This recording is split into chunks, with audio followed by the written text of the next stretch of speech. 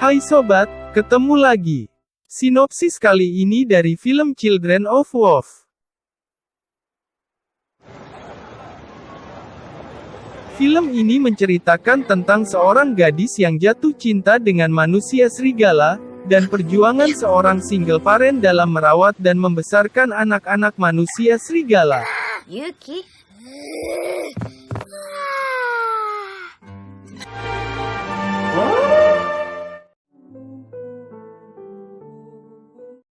Engine start.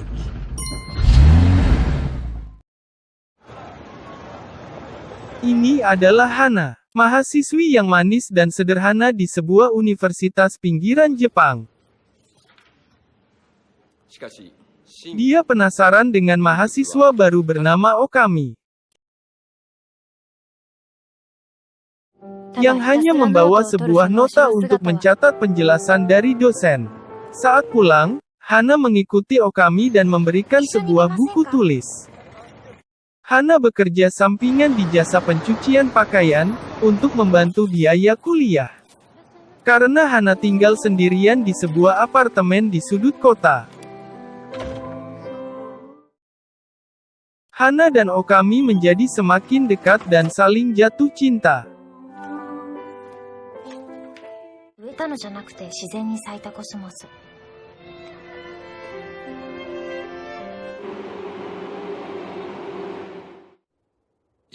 Hingga suatu malam Okami memberitahu bahwa dia adalah manusia serigala. Hana pun terkejut, akan tetapi Hana tetap mencintai dan menerimanya.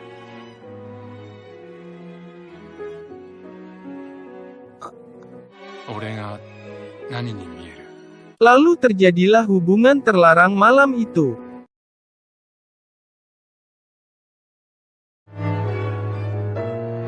Kemudian mereka tinggal dalam satu apartemen, dan Okami bekerja di suatu jasa angkut barang.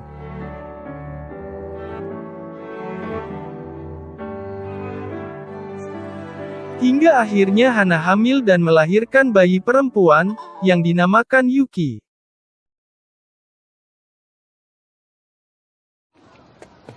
Setahun berlalu Hana hamil kembali, dan melahirkan bayi laki-laki yang diberi nama Ame.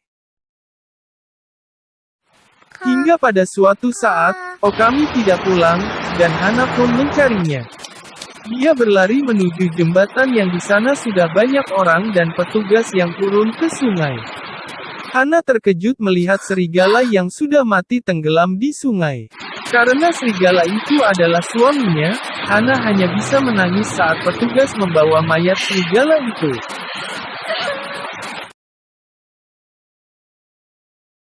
Setahun telah berlalu. Hana yang merawat mereka sendiri, mengandalkan tabungan dia dan suaminya. Ketika Yuki dan Ame tidak bisa mengontrol emosi, mereka akan menjadi serigala. Jadi dia dan anak-anaknya tidak bisa berbaur dengan orang lain. Bukan itu saja masalahnya, setiap malam kedua anak itu akan melolong seperti serigala.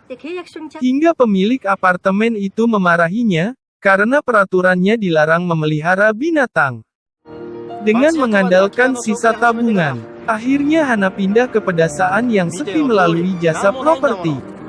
Meskipun rumah yang besar, harga sewanya sangat murah, karena kondisi bangunan tersebut benar-benar rusak. Meskipun begitu Hana dan anak-anak menyukainya.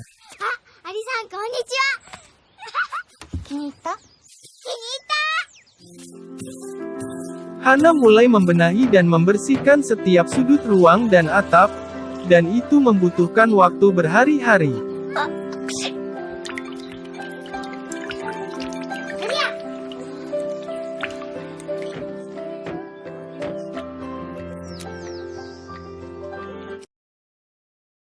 Dan untuk menghemat, Hana memanfaatkan kebun untuk ditanami sayuran sesuai petunjuk buku yang dia beli.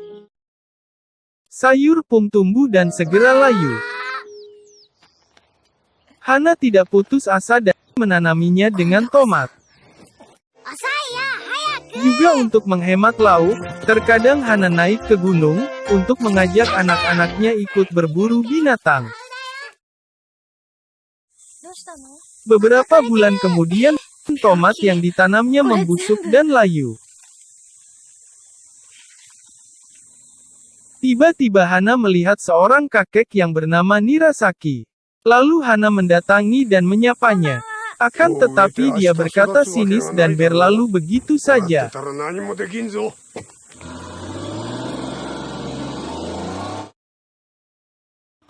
Esoknya ada seseorang yang datang.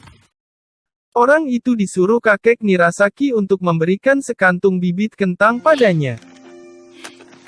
Dan siangnya kakek Nirasaki datang dan membantu Hana dalam mengarahkan dan mengolah tanah di kebunnya. Waktu panen telah tiba, dengan hasil yang luar biasa berkat bantuan kakek Nirasaki dan warga sekitar. 6 tahun berlalu, dan saatnya Yuki masuk sekolah. Dengan bertambahnya umur, Yuki harus bisa mengontrol emosi dengan dibantu ibunya agar tiba-tiba tidak berubah menjadi serigala di sekolah. Lambat laun Yuki akhirnya bisa bersosialisasi dan beradaptasi di lingkungan sekolah. Di tempat lain, Hana yang melamar sebagai asisten di sebuah observatorium hutan. Akhirnya diterima meskipun gajinya kecil. Setahun berlalu, Ame sudah waktunya untuk sekolah. Yuki dan Ame bersekolah di tempat yang sama. Jadi mereka selalu berangkat bersama-sama. Di kelas Yuki, ada anak baru bernama Fuji. Saat mendekati Yuki dia merasa Yuki berbau seperti anjing. Jadi setiap Fuji mendekat, Yuki akan selalu menghindarinya. Nah Yuki, Yuki. Nah Yuki. Hingga akhirnya Yuki tidak bisa mengontrol emosi, lalu berubah dan melukai Fuji.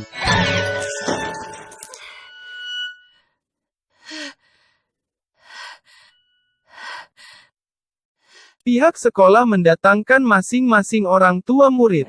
Hana dan Yuki meminta maaf. Akan tetapi, Fuji mengaku bahwa dia diserang serigala di halaman belakang sekolah dan diselamatkan oleh Yuki. Di luar, Yuki pun menangis kepada Hana, karena tidak menepati janjinya untuk tidak berubah menjadi serigala. Setelah insiden itu Yuki dan Fuji berteman baik. Berbeda dengan Ame yang sudah tidak mau bersekolah, setiap hari dia pergi ke atas gunung dan menemui gurunya.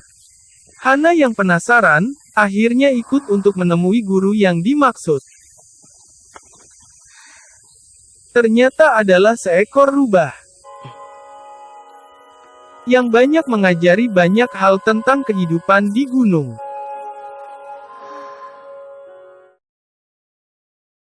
Dan malamnya Yuki memarahi Ame karena sudah tidak mau bersekolah, karena menurutnya mereka adalah manusia, sedangkan Ame bersikeras mereka adalah serigala.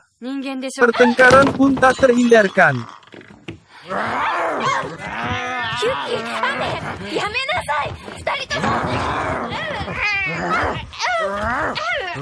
Perkelahian itu berhenti ketika mereka sudah saling terluka. Semenjak kejadian itu Ame sering ke gunung dan jarang pulang. Lalu saat pulang Ame mengatakan kepada Hana, bahwa dia akan menggantikan posisi gurunya yang sudah sakit dan akan mati, dan jelas Hana akan melarangnya. Namun Ame tidak menghiraukan ibunya, karena menurutnya kehidupan sebenarnya adalah di gunung, bukan bersama manusia. Hingga Hana harus menyusul Ame naik ke gunung. Dan di sekolah, para petugas memberi peringatan bahwa badai semakin kencang dan anak-anak hanya boleh pulang jika dijemput orang tuanya. Hujan badai yang semakin deras membuat pandangan tidak jelas, hingga akhirnya Hana jatuh terperosok ke jurang dan tidak sadarkan diri. Lalu tiba-tiba Ame datang, dan menggendong ibunya, lalu ditaruh di pinggir jalan raya. Saat Hana bangun, dia melihat Ame yang sudah berubah menjadi serigala berlari naik ke atas gunung. Ame!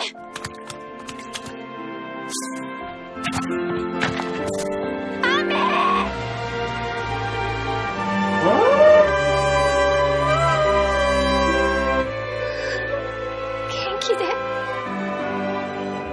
Dan akhirnya Hana sadar, bahwa itu jalan yang diinginkan Ame.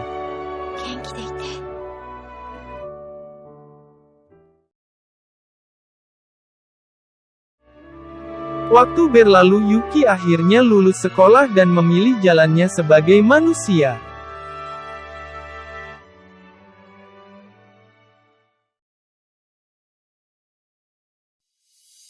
Review singkat dari film ini adalah, perjuangan Hana membesarkan anak-anaknya yang dilalui dengan suka duka, berakhir dengan berpisahnya anak laki-lakinya, yang memilih jalan menjadi serigala, dan berbanding terbalik dengan Yuki, yang memilih jalan sebagai manusia, seperti jalan yang dipilih ayahnya.